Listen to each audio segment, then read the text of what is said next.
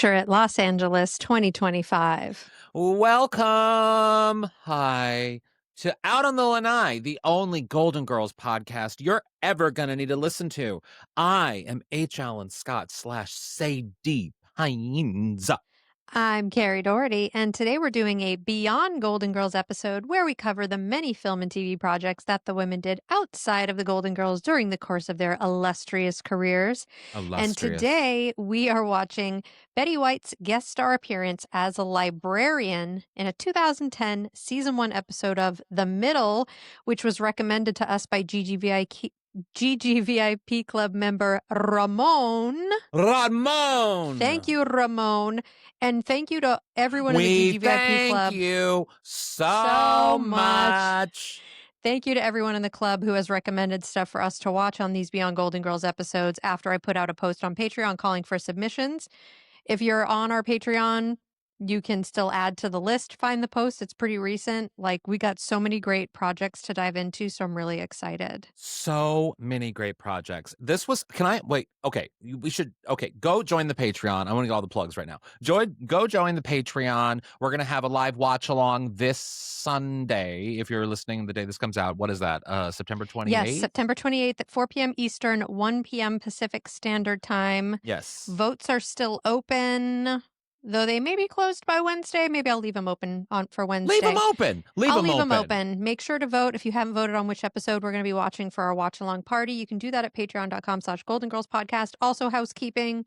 I can't remember if I mentioned this in a recent episode, but people keep requesting that we cover Rue McClanahan's appearance on Boy Meets World. We've done it. We did it already. Go back to October 19th, 2022 and to find it. It was a fun one because neither of us had watched Boy Meets World in a long time before watching that episode. And it definitely brought up a lot of nostalgia feels, that episode. And it was and she was so good on it. Like she was and it was so not a typical Rue McClanahan part. Normally. And it just felt different for Rue. And I encourage people to go listen to that episode, but also watch that episode of Boy Meets World.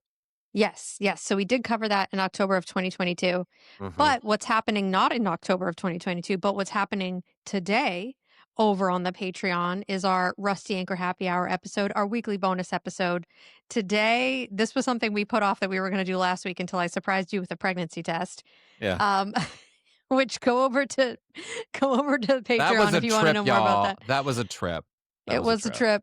But today, you and I are doing our deep dive into Bath & Body Works candles. A deep, deep passion of both of ours. Bath & Body Works candles. And we not only will be discussing our deep love of the B Body Work and B Bath and Body Work. No, BBW. BBW. That's the word. I can do it. It's been a long day, Brazilian y'all. Butt Lift. You got it. It's been a long day, y'all.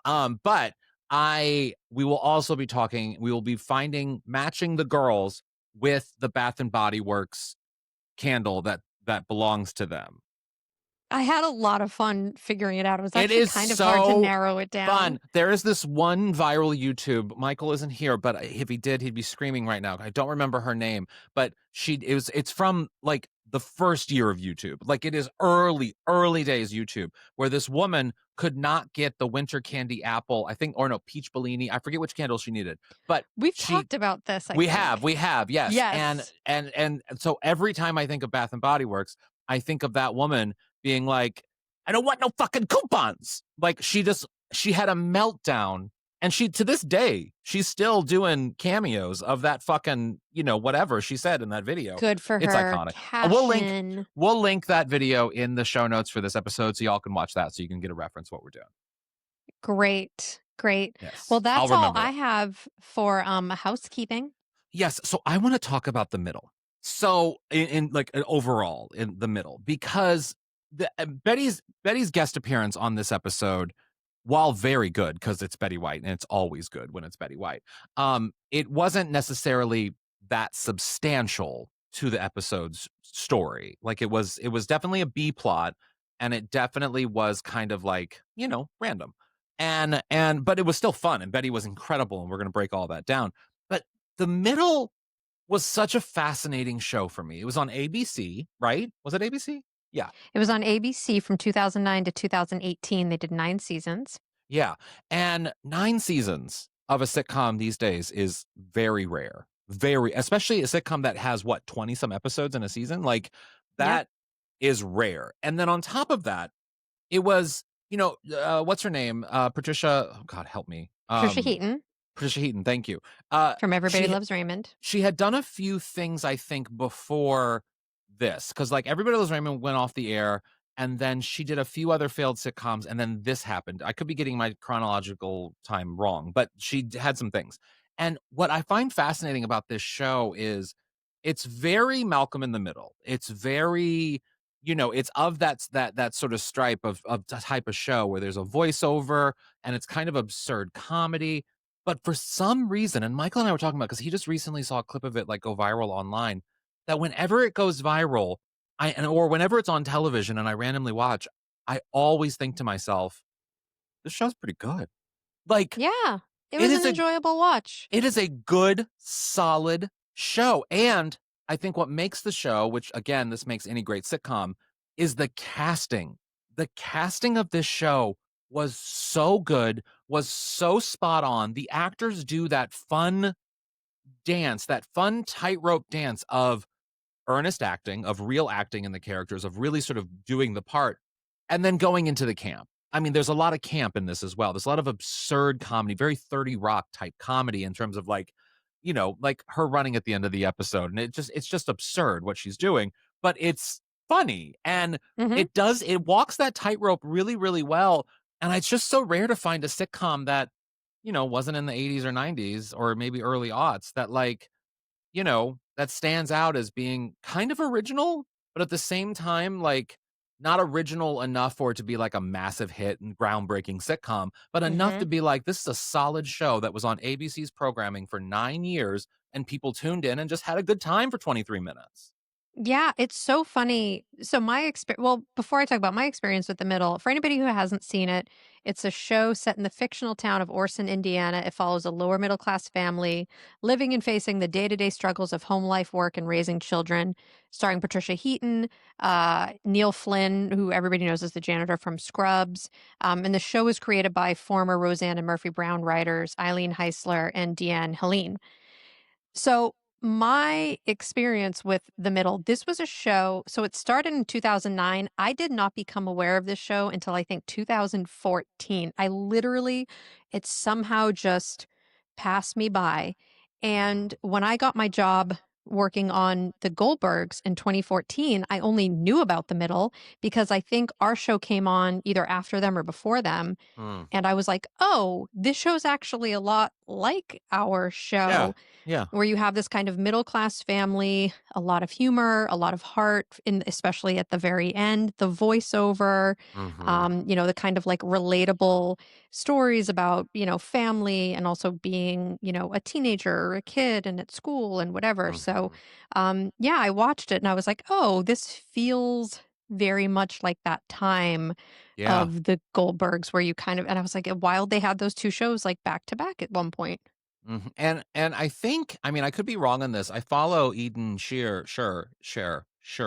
on Instagram, but I Who think plays they Sue Heck, the daughter. yeah, I think she has a podcast or something. She had a really good live show too that talked about her being a former famous child star or whatever.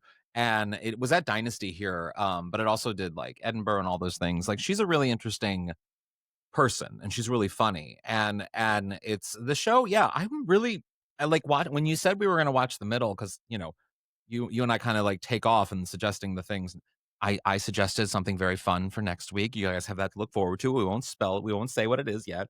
But when you suggested it, I got really excited because it's I knew Betty had guest starred on it, but it is kind of random too. It's a kind of random show for us to watch. And I remember every single time I've seen it, I've enjoyed it. So I was definitely very eager to watch this episode.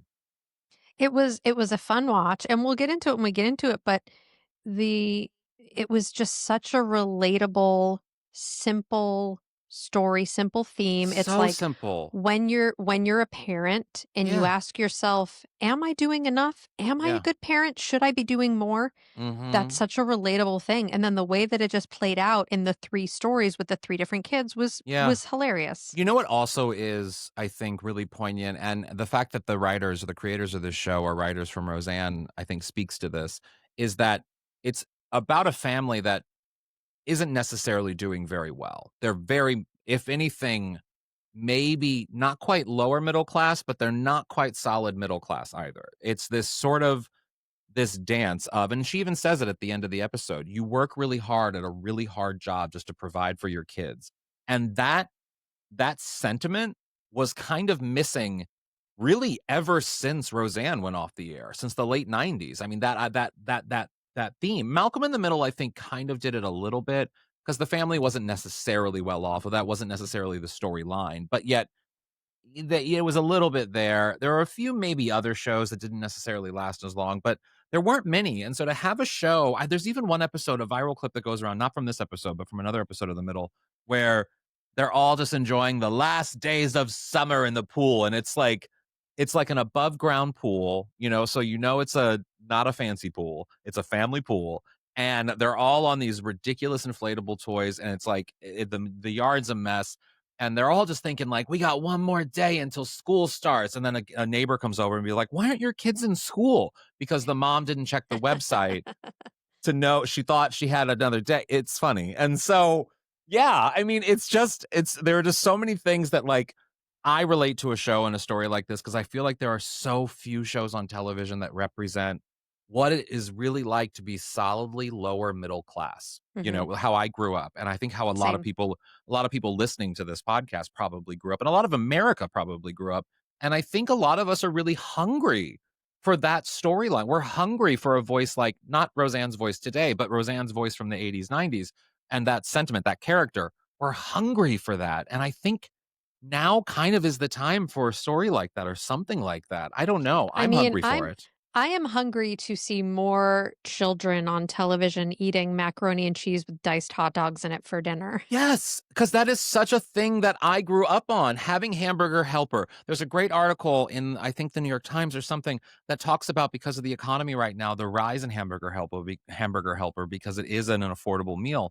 And showing that on television, my God, is that relatable to so many people. So Mhm. this was a nice watch, and I hope you guys are going to like our recap of it.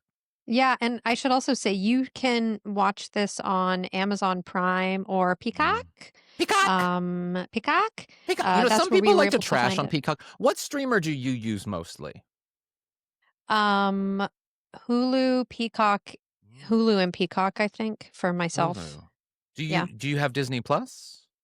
I do. I was like thinking about maybe getting rid of it, but Well, no, they we still correct. have it because little Oreo Yeah, watches of it. course. I like to watch like National Geographic stuff. I like to watch a lot of like documentaries about Well, like the planet and animals and if you pay separate for Hulu, and you should just do the Disney Plus, because it has Hulu on Disney Plus. oh, Like a then we lot of have the people. bundle. Or if Yeah. it's live TV, we need to have live TV too. Yeah. So Okay. Got it. Got it. Got it. Yeah. No, I think the one I stream the most, because I watch a lot of Housewives, so I think Peacock is really up there for me in terms Mhm. of my viewage. But I would say it's a toss up for the most viewage. It's a toss up between Disney Plus and HBO Max. Mhm. Those two, I think HBO Max is probably what I watch the most, because it has TCM on it, and I love Turner Classic Mhm. Movies, and we watch a lot of movies, and so, I do on the HBO Max quite a bit. It feels like for a moment we've just stopped doing the podcast and you and I are just kind of having a casual conversation. Welcome to the Rusty Anchor Happy Hour preview. I was like, Yes. "Wait, how did we get onto what Well, streamers we because watch?" everyone always trashes on Peacock, and they say they never watch Peacock, and I'm like, "What are you talking about? Peacock's like one of my most watched apps. Like, I watch it all the time." And so, Yeah. yeah, I don't know. I mean, I would love to know what streamers y'all watch, because What streamers is I everybody am watching these curious. days? I am Flood our curious. inbox. I want to know, because I'm fascinated by that. I have someone who told me they watch Prime Video all the time, and I'm like, how? There are some things, Stan and I will go there for movies sometimes. See, we're back here. I feel like we're talking about streamers. And also, I just want to point out for anybody watching the video version of this, which you can do right now if you're a Yeah. Patreon subscriber, but next week on YouTube, there is a terrifying Halloween demon baby behind me whose ghastly face is lit by a candle. Um, I'm just aware that I have a terrifying demon baby behind me. Every year after Halloween, little Oreo and I go to like Spirit Halloween because everything's 50% off because they're trying to clear out the store. And we always pick out something to decorate, Mhm. next year. And 2 years ago, one of the things she picked out was this terrifying demon baby that she loves. Like she gives it kisses and stuff. Stan is horrified by it. It has like bright blue eyes and fangs, and it's veiny and green I and just gotta bald. say, Oreo's gonna grow up to be the weirdest little kid, and I cannot She's so wait. weird. I I love it. I love cannot how weird wait. she is. She Yeah. loves spooky stuff. Mhm. She was the other day, I should just maybe I'll play it during the Rusty Anchor happy hour, but she was singing, "You are my sunshine, my only sun." And Can't she afford it. sings it and she's not aware I'm recording her. She's just rocking on the rocking chair singing it. And she finishes it and I'm like, "Oh, that was so sweet." And then she immediately launches into again, but she does the Weird Al version of it, which is her version of it, which she just made up. And she goes, "You are my butthole, my stinky butthole." And I was like, "Okay." So I have both versions of it, but Oh, that's yeah. so funny. Oh my god, she's so weird. I Yep. love it. I Yep. love it. Well, speaking of weird, should we get into this crazy family from the middle? Yes, I'm so excited to talk about this episode and Me play some clips of Betty. too. Let's take a break. We'll be right back.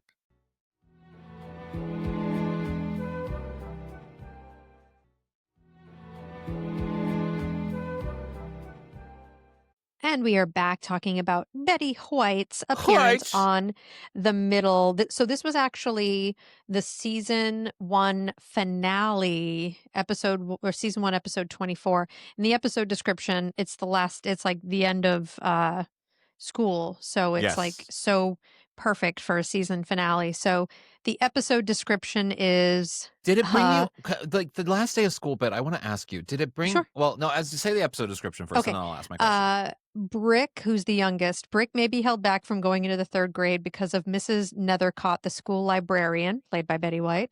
Meanwhile, Axel emerges as academically gifted after an aptitude test, and Sue, the daughter, is sort of like becoming forgettable at her school, and her mom wants to make sure she has a memorable presence there.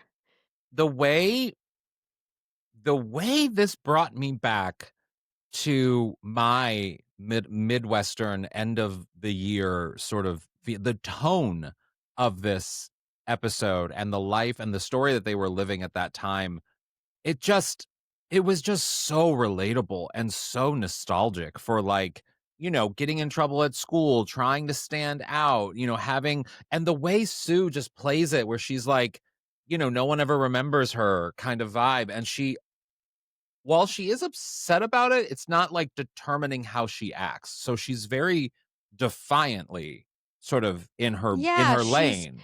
yeah, like coming across as like like as a forgettable presence at your school. She's more like determined to be a presence. Yeah, Like there's like this sweet determination, very and I sweet. don't know, there's a very like kind of Rose Nylund quality about it where Very. she's not she's not in her head thinking about the fact that like, oh, my teacher doesn't know my name. Oh, Yeah. my photo, they didn't even put my photo She's in the not yearbook. They just internalizing it. She's not internalizing it. She's just like, Yeah. "Well, what do we gotta do? Let's And do it's it." I did just very much like that so attitude. enjoyable to watch. But no, there was this nostalgic feeling I had for, because I distinctly remember, and I don't think of it often because, I'm a grown adult. I mean, 28, but still I'm grown. And so, like, I go, watching this sent me back to that, the last week before summer vacation, and the way you're feeling and what you're looking forward to, but also the concern over, am I still going to be hanging out with my friends as much as I do now? Like, all of those things were just so a part of this episode, and the memories that came back because of this episode. It's just, and I credit the writing because, they did a great job with setting the tone. Yeah, and it's fun. It all sort of, like you were saying earlier, there are 3 different storylines, all kind of anchored by the parents. And it all centers on, the end of the school year. The parents have parent teacher conferences to talk about the progress of their 3 kids, which kind of kicks everything off.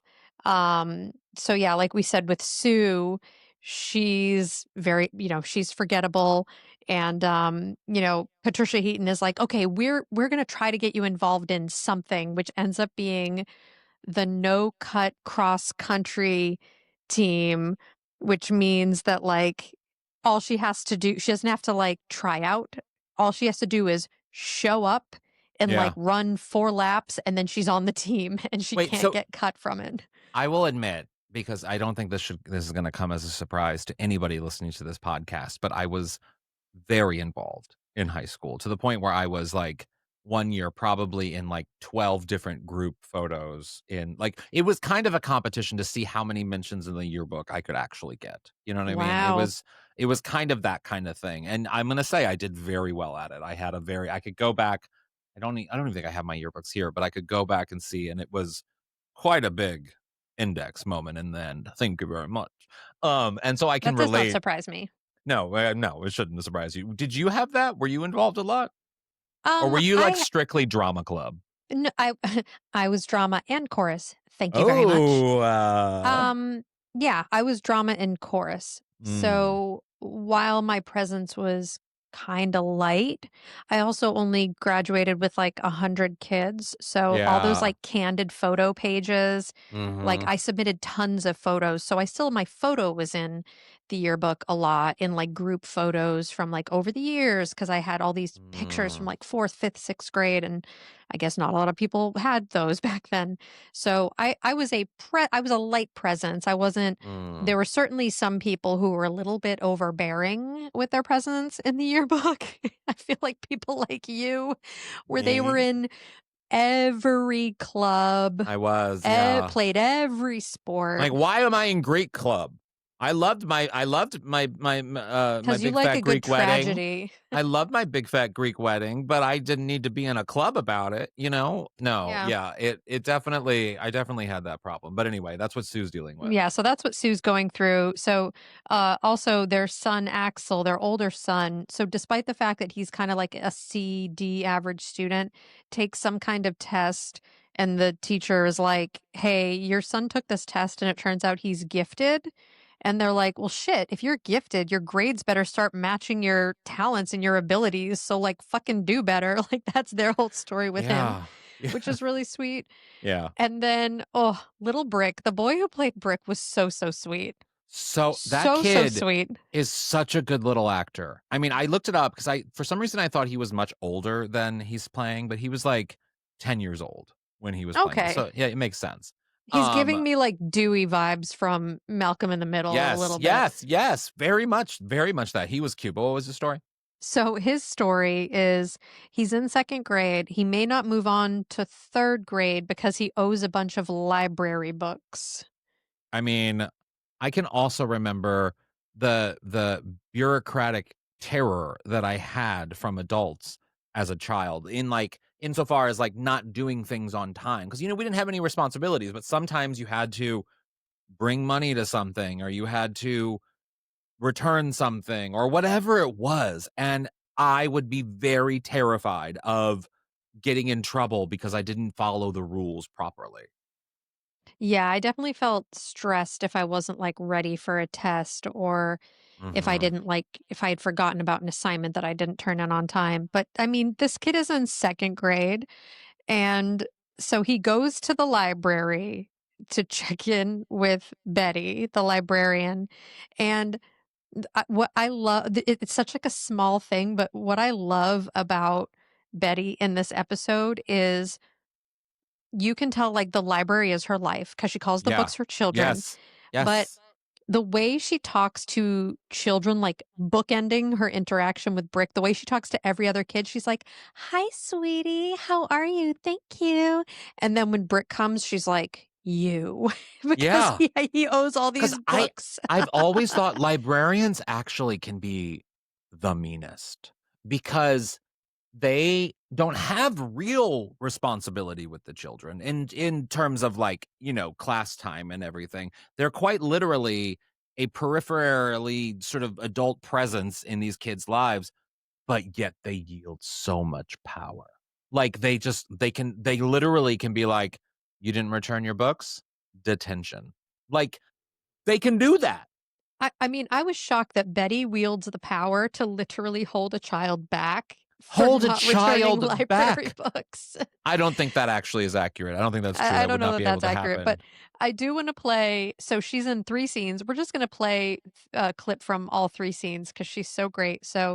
Uh, so yeah, here she is, sort of having a confrontation with Brick, and it's so funny. It's so funny, and she's got this little pink cardigan and the little pin on it that says "I Heart Books." It's So lovely. cute. For years, I have watched as you've checked out book after book after book and brought them back covered with syrup and yogurt. That is, if they even come back at all. Look, we can play the blame game all day. The point is, I love books. You say you love books. I don't think you do. I love the books in this room like they're my very own babies. You have 31 of them out. 31 of my babies. And I want them back. All of them. Or you're not going into 3rd grade. That's right. No fractions for you. No cursive. No field trip to an Amish farm. You think you can make it out in the real world without cursive? You can't. Can we talk about cursive for a second? Sure, and then I want to talk about her pronunciation of syrup. Oh, wait, you thought that was weird? I say syrup. So her syrup, like Syrup. stirrups, like ma'am, put I your feet up in the stirrups. You know what I also noticed she did that is something that I think is I mean, I think maybe I don't know if that's a generational thing, but what I did notice she was doing is when you're going through papers, she did the licking the finger to turn the That's page. such a librarian thing. That is such a librarian thing, but it's also such like a boomer thing. It's such like something from a different generation that like I would never imagine doing. Even if I'm having to shuffle through papers, I would just go through the struggle. I'm not going to lick my finger. I may have licked my finger to turn a page when I was like reading a little like Really? scholastic thing with Oreo. Yeah. Interesting. See, I just can't imagine doing it. But the other thing that I think is fascinating, what this brings up, is the role of cursive in our lives. Now, I don't know if kids are still being taught cursive. Please, if you're listening and you have adolescents that are like being taught these things, let me know. But I don't think cursive is being taught very much or be used very much. I will say you and I are from a generation where we had to learn cursive. Like we had to, Yes.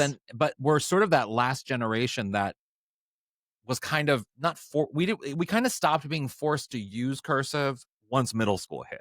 You know what I mean? Where like it really just Yeah, kind you of learn it and then it's optional. it's optional. But for me, I find that as I got older, particularly in having to take note taking in like college and stuff, and then years on later for work and stuff, I find I use cursive more than anything now. Wow. And You think you and just write faster in cursive? I just write faster in cursive. I'm able to read what I write. I don't need anyone else to read what I write for the most part. And so when I'm taking notes and stuff, it's all in cursive and I feel so old when I do it, but like it's just what comes natural to me. What about you? I type so fast that I anytime I type have fast to take too. handwritten notes, I get stressed that I'm gonna miss something. Do you find here's the other thing about handwritten stuff. So I find that I write things down. Like when I'm doing an interview, I have to actually physically write down not questions but topics because then it's in my brain. When before I go perform, I have to write down my beats because Wow. it will be in my brain. If I typed it out, it's gone. It's mush. I wouldn't know anything. But if I write it out, it's in my brain and it's there and I'm good. But what's crazy about that is I can't do cursive in those things. I have to actually write out the words like in regular manuscript. What is it called? Just regular words? I don't know what the I don't non-cursive. non-cursive words to use non-cursive letters to be able to remember what I'm doing. Isn't that crazy? Yeah. Yeah. I also enjoyed Betty, just to go back to Betty for a second. like This is a Golden Girls podcast. We this should is do a Golden that. Girls podcast. Yeah. Like the way she was talking to Brick gave me hints of Rose with Daisy and that final Yes. turn. Sometimes life just when isn't she fair, pushes her. kiddo. Yeah, like I was like, Yeah. yeah, give it to her. Talk to that child like that. Also, I love that this is kind of borderline Betty being like bitchy.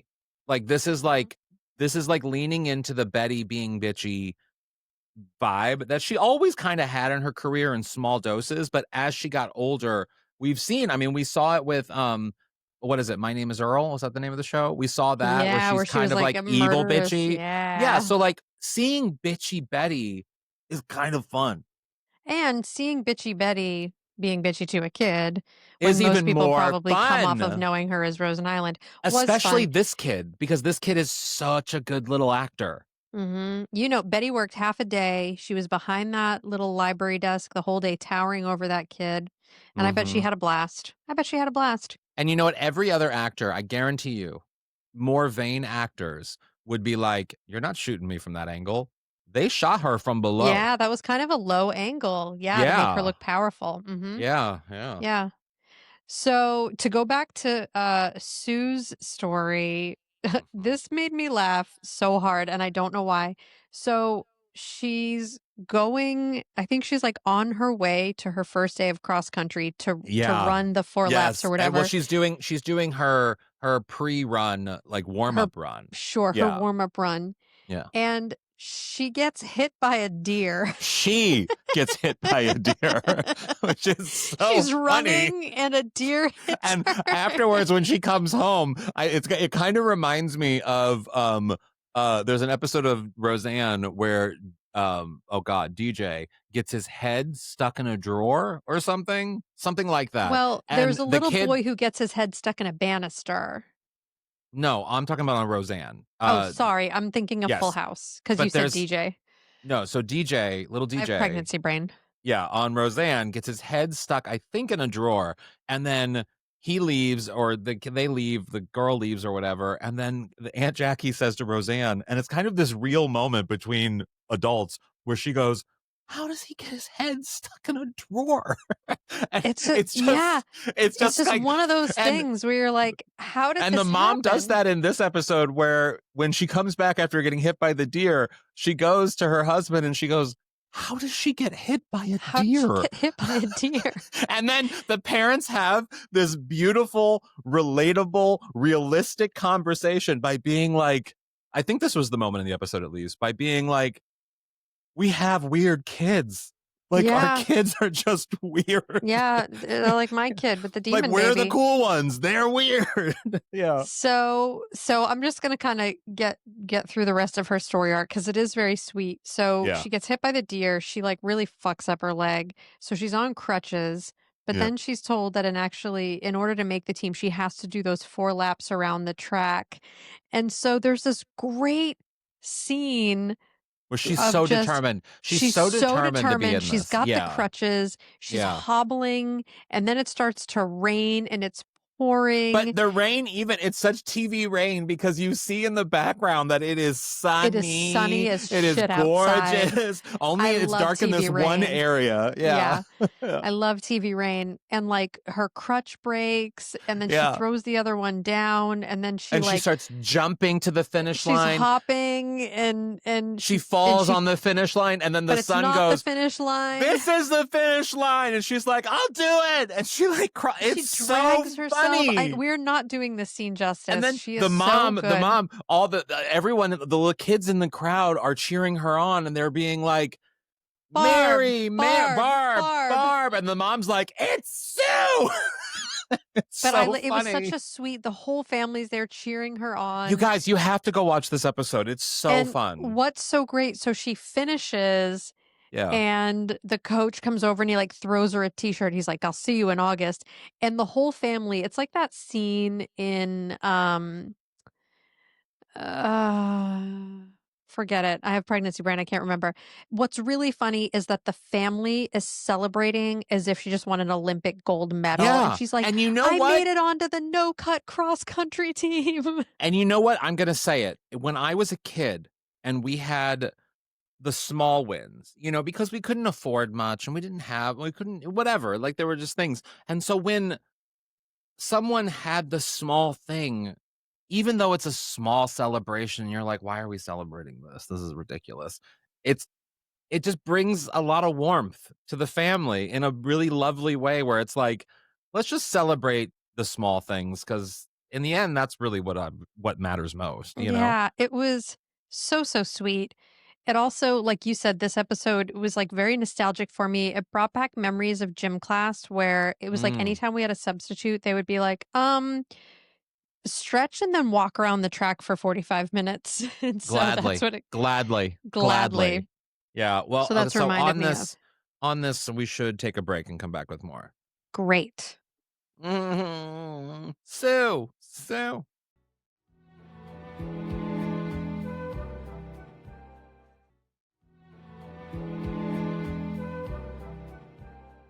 So meanwhile, with their teenage son Axel, um, Neil Flynn, the dad, he's like up all night studying with him because he's like, you're gifted. We're going to bring your grades up. So he Yeah. still gets a D on this test after being deemed gifted. They're trying to figure out what's going on. And they eventually find out. And it's actually Brick, the youngest son, who points out that because the son is like, yeah, it's so weird. I got this result saying I was gifted. And the kid who sits right behind me and whose name is like really close to mine or whatever, he's actually really, really smart, and his test said that he was an idiot. And the kid's like, "Yeah, they mixed the tests up. You're the idiot." Which I thought was really, really funny. And also, I feel like I don't know, me personally, I wouldn't want the pressure of being deemed a gifted kid. No, not at all. Not at all. I was very proudly like, I'm smart, but I'm just normal. Like, you know what I mean? Like Yeah, like, I didn't want to excel. I didn't want to do any of that shit. I wanted to be pretty average in that department. yeah, it just feels like, yeah, when you're a kid and someone's like, "You're gifted.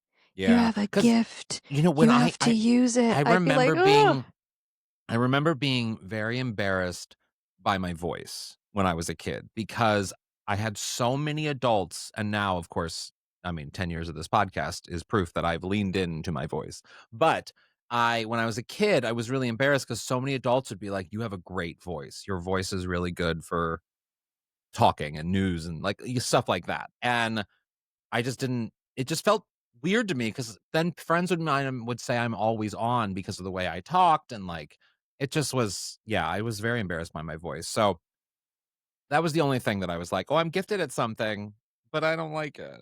You know what I mean? Yeah. I didn't want Mhm. attention for it. I wanted to kind of pull back from it a little bit. And so I tried Yeah, to you're like, change my voice and do different things, and yeah. yeah. Like, I need to be in control of this narrative. Yeah, yes, very much that. So back to little boy Brick. He finally goes around the house. He finds all of his library books and brings them back to Betty White. And she realizes he didn't have like 31 books out. He actually had 32 books out. Yeah. She's like, "You're actually missing a pretty big deal of a book. It's an atlas. It's Oh my very god, and expensive." that's the book to be scared to miss, honestly. Like when you lose like a textbook, that's money. Yeah. Those That's things are money. expensive. That is money. So, she still threatens to hold him back. And I do want to play this scene because it's just more fun with Betty threatening a child. Yes. This one's a little sticky. Can you prove it wasn't like that when I checked it out? Okay, Brick. Looks like they're all here. Somehow you managed to do it. See you in third grade, Mrs. Nethercott. Well. What have we here? Seems like we're still missing one book after all. This little piggy didn't come home, did it, Brick? Oh, and it's a big, expensive reference book. It's an atlas. But I already searched my entire house. Well, where could it be? If only you had a map to find it. You have until Sir Arthur Conan Doyle's birthday to get it here. Otherwise, see you in second grade. Second grade. So cute. It should be noted too that in the first scene, she holds up a calendar and she's like, I need you to return all of these books by Walt Whitman's birthday. So that's like a Yeah. funny little runner that they do with She her. really is a librarian. Like she's really in method. Yeah, yeah. It was really, really cute. So then he's back and he's got to try to find this atlas, and the kid has searched his house. Uh Right. so there And so when you lose a basically, library book, I mean, even like other like library books are actually crazy expensive. oh, if you lose one? Yeah. Because like you have to pay whatever market value or whatever full price, like because they don't necessarily. I don't know. There's like a weird process. They have to. They pay for a copyright for the book, and it's like a whole. It's a whole Oh, thing wow. with the library. So you have to pay a lot when you lose a book. I wouldn't know. I've never lost a book, but I imagine Oh, aren't you Miss Goody Two Shoes? joke's on you. I don't go to the library. No, no, no, I do. I go with little Oreo, but I always am. I'm the type of person, like a friend of ours left a pair of sunglasses at our house like months ago, and I put them on the microwave and I see them every day. And I'm just like, I just need her to come back over so I can give her glasses back. I don't like having other people's stuff. It stresses me out. Yeah. So, yes, when I take out a library book, I make sure I know when it needs to be returned by. I put it in my calendar up on the wall. I put it in the calendar in my phone. I give myself alerts leading days up in case I can't Yeah. return it on the day. And I always make sure I know where it is. I'm a very responsible parent and grown up. Yeah. Whereas with my stuff, I'm less responsible. I'll let people borrow stuff and never think about it again. Well, that's one thing. You're letting people borrow stuff. Yeah. Yeah, true. Right. But what if you had someone else's thing? Like, I would be stressing about it. I would be yeah, stressing to return it on time and get it back and all the things. And yeah, yes. yeah. There was one time, this is a funny story. There was one time that we had come back from New York and our friend Naomi, we were going to take one of her dresses and because we had a big suitcase and take it back with us. And so we did that. She was flying separately from us, like days before. And so we get back, and Michael and I are notorious after a trip. We don't unpack, like for sometimes a long time, because we don't need anything That in it half the stresses me time. out. And so Why? there was a big suitcase with her dress that sat in our apartment for months, and I totally forgot about it. And then she was like, "Hey, can I get that dress?" And I started to panic, being like, "What dress? Oh my God." And then when I realized it was the dress in the suitcase, I felt embarrassed thinking like, oh my God, she's been stewing on that for months. We didn't give it back to her. Oh my God. Turns out she forgot about it too, but still. Well, there you go. You're both of a Yeah, similar mindset. I would have texted you the day I landed and been like, "Hey, let's schedule a time for me to come pick up that dress." it's true. It's true. And I respect that. Yeah, that's me. Yeah. So in the end, the way that everything is solved for the kids, I love that there's no like big growth for the Yeah. kids here. Like it is. That's very Malcolm in the Middle of this show is Mhm. that what's great about it is there's no real evolution because then it's like The Simpsons. And the characters just go back to who they've always been at the beginning of the next episode. Yeah, the kids all, except for I think Sue, the kids all solve their problems, but they Yeah. create new problems in solving their problems. So the family's sitting around the table. I love, and it's got that Roseanne with the camera spinning around while they're all sitting Mhm. at the table. So in the end, Axel, the oldest son, he finally got his best grade yet, a B minus, and you'd be like, cool. Progress from him and his dad studying. But no, Yeah. I think the reason is because he like slept through other classes and just like caught up on sleep. So he did Yeah. shittier in other classes, but got a B minus in this one class. And that kid, that actor, I don't know his name. What is his name? Charlie McDermott. He's a good little actor. Yeah, Like kind of they're all like great. really, but he's like I mean, he's clearly supposed to be kind of like the attractive kid, the attractive of the three kids, and like the teen idol sort of person on the show. But he also is kind of dumb, and he plays this I was gonna nice. say he was kind of more of like a Well, like yeah, a but he's dumb kind of skater kid to me. yeah, of course, but he's meant to be that for this show, and they wouldn't have had him shirtless if he wasn't like that. And so, like, there was that kind of vibe going with his character. And what I liked about it is that he's also still kind of dumb, very Joey from Friends, very, what's his name from Full House. There's Uncle Jesse. things. Yeah, there's like things where they're just kind of dumb sometimes, and that's okay. It was cute. It was really cute. Yeah. So yeah, Sue is officially on the no cut cross country team, which is great. And then Brick will find. I want to just play the clip because we'll see how Brick kind of created another problem for himself by returning his library book. And Brick found a way to make it to 3rd grade by checking out the same atlas from the municipal library and returning it to the school library. See you in the fall, Mrs. Nethercott. I hear 3rd graders get to come to the library even more often.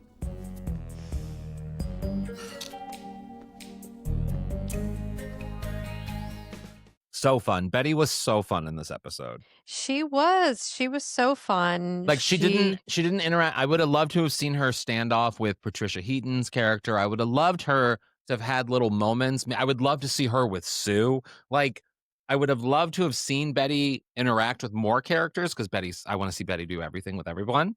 That sounded weird. But I just loved I loved Betty in this episode, and it made me. And what I love about it is Betty brought us to watch this, and it reminded me how funny and fun this show actually is.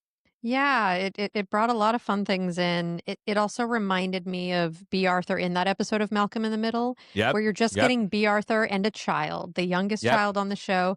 This is Betty and a child, the youngest child on the show.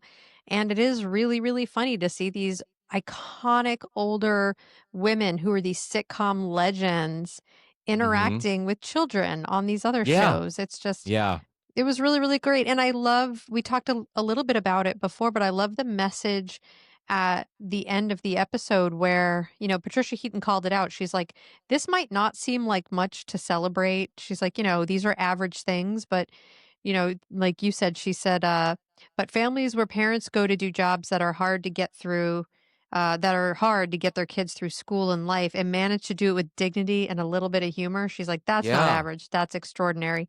And I thought, I got goosebumps. I thought that is such a great little message. And I really, really enjoyed it.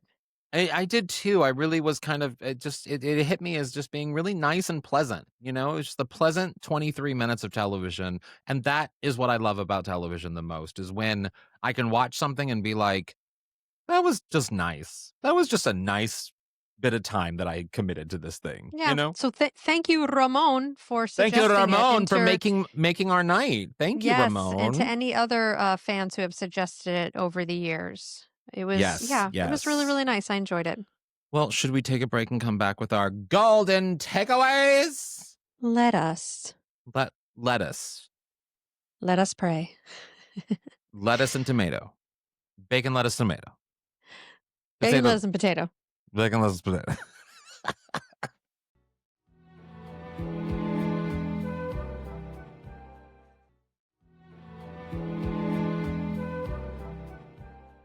And we are back with our golden takeaways, which is a nugget of truth or inspiration that you can apply to your lives or the lives of our listeners.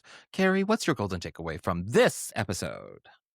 Well, one thing I did find very relatable was questioning, like, as a parent, am I doing all the right things? Am I doing everything that I can? Am I setting my child up to be like an emotionally healthy human being?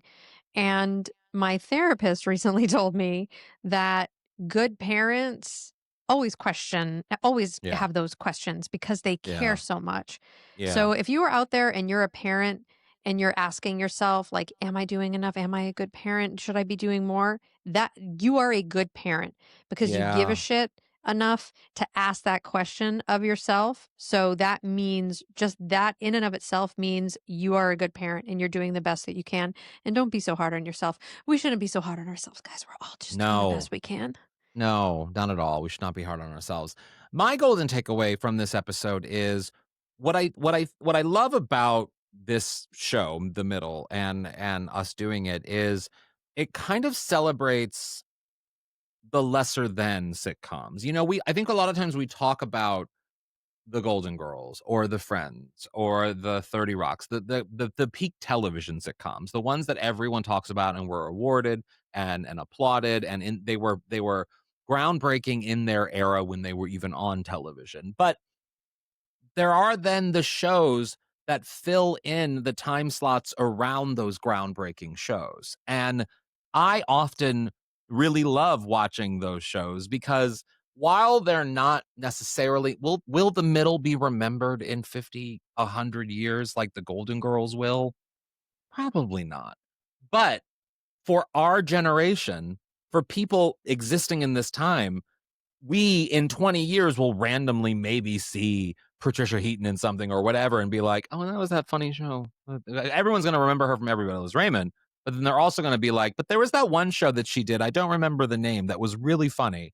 And to me, I think those shows, those lesser than shows, should sometimes be a little celebrated because, and I like that we have this podcast to celebrate them because I think oftentimes they get overlooked or forgotten because of what Patricia Heaton did before this show or what other show was on that was more popular at the time. So I love that. I think that's a really great golden takeaway. Yes, we should Yeah. absolutely be celebrating these shows as well as like the classic sitcoms, the Yeah, of legendary ones. course. Yeah. Yeah. Yeah. Anyway, well, everyone, this has That was been fun. another episode of Out on the Lanai. We will catch you back here next week for more Golden Girls greatness. Remember, you can check out the GGVIP Club over at patreon.com/Golden Girls Podcast. You get ad-free episodes. You get video versions the day that they drop. You get a bonus episode, Rusty Anchor Happy Hour every week. You can do live watch-along parties. It starts as low as $5 a month. It supports us. It supports the work that we do here on this podcast. And we appreciate everyone who's become a part of the community. And thank you for listening today to our Mom podcast. And Mom, we're a part of Mom, so go subscribe to the Mom, Moguls of Media. You can also follow us on social media at Golden Girls Pod on Twitter, Out on the Lanai Official on Instagram, Golden Girls Pod on Facebook, and I'm HAlanScott / Sadie Pines on most things. And I'm Squidsy on Instagram and Squid Eat Squid on Twitter. And if you want to do something else nice for the podcast, you can leave us a rating and a review wherever you get this podcast because it really does help more people discover this podcast and join our lovely kick-ass community of Golden Girls fans. And remember, As always, stay golden. golden. Stay golden. Can't afford it. Out on the Lanai is not endorsed by Whit Thomas Harris Productions, Touchstone Television, Disney, or any of its subsidiaries. It is intended for entertainment and informational purposes only. All names, pictures, audio, and video clips of the Golden Girls are registered trademarks and/or copyrights of their respective trademark and/or copyright holders.